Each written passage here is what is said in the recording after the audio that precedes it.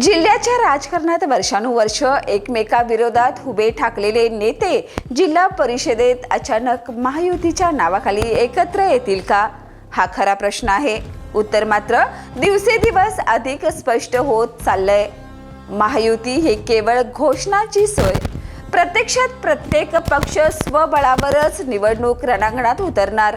जिल्हा तालुका पातळीवर समित्या जरी जाहीर झाल्या असल्या, बैठकांचं फळ रंगलं असलं तरी आतल्या गोट्यात चित्र वेगळंच आहे.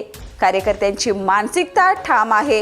एकत्र येण्यापेक्षा आपापल्या ताकदीवर लढणंच योग्य.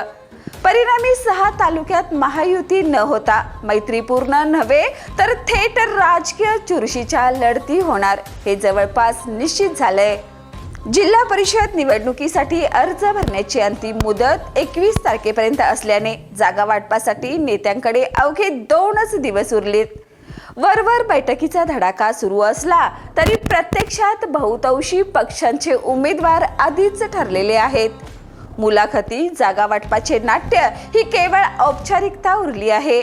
प्रत्येक तालुक्याची राजकीय रचना वेगळी असल्याने महायुतीची समीकरणं ही विस्कळीत झाली आहेत. भुदरगडमध्ये राष्ट्रवादी काँग्रेस अजित पवार गटाचे के.पी. पाटील आणि पालकमंत्री प्रकाश आंबेडकर हे पारंपरिक प्रतिस्पर्धी. त्यामुळे येथे एकत्र येण्याचा प्रश्नच नाही. या तालुक्यात भाजप, शिवसेना, शिंदे गट यांची युती होण्याची शक्यता असून राष्ट्रवादी काँग्रेस बाहेरच राहणार आहे. चंदगडमध्ये अपक्ष आमदार शिवाजी पाटील यांनी स्पष्ट भूमिका घेतली. सर्व जागा कमळावरच. पहिल्यांदाच त्यांनी कोणतीही युती न करता भाजपच्या चिन्हावरच लढण्याची घोषणा केल्याने येथेही महायुतीला पूर्णविराम मिळालाय.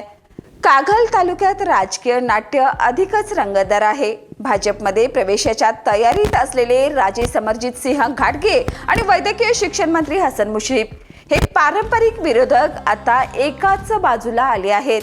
त्यातच माजी आमदार संजय घाटगे यांची भाजपमध्ये एंट्री झाल्याने चित्र अधिक स्पष्ट झालंय. यामुळे मुश्रीफांचे कट्टर विरोधक संजय मंडलिक यांच्यासमोर स्वतंत्र लढाईशिवाय पर्याय उरलेला नाही. येथे भाजप, राष्ट्रवादी, अजित पवार गट यांची युती शक्य असून शिवसेना, शिंदे गट विरोधी बाकावर असेल. करवीरमध्येही संघर्ष टोकाचा आहे. राष्ट्रवादी काँग्रेस, अजित पवार गटाचे आमदार राहुल पाटील आणि शिवसेनेचे आमदार चंद्रदीप नरके हे कट्टर प्रतिस्पर्धी. दोन्ही गटाचे विद्यमान जिल्हा परिषद सदस्य असल्याने येथे भाजप, शिवसेना, शिंदे गट एकत्र येतील तर राष्ट्रवादी काँग्रेस स्वतंत्र लढत देईल. पन्हाळा, शाहूवाडी आणि हातकणंगले या तालुक्यात जनसुराज्य शक्ती पक्षाने महायुतीचे गणित पूर्णपणे बिघडवलंय. पन्हाळा व शाहूवाडीमध्ये जनसुराज्यचे विद्यमान जिल्हा परिषद सदस्य असल्याने त्या जागा सोडण्यास ते तयार नाहीत. हातकणंगलेमध्येही आमदार अशोक माने यांनी तालुक्यावर थेट दावा सांगितलाय. परिणामी या तिन्ही तालुक्यात महायुती होणं जवळपास अशक्य आहे.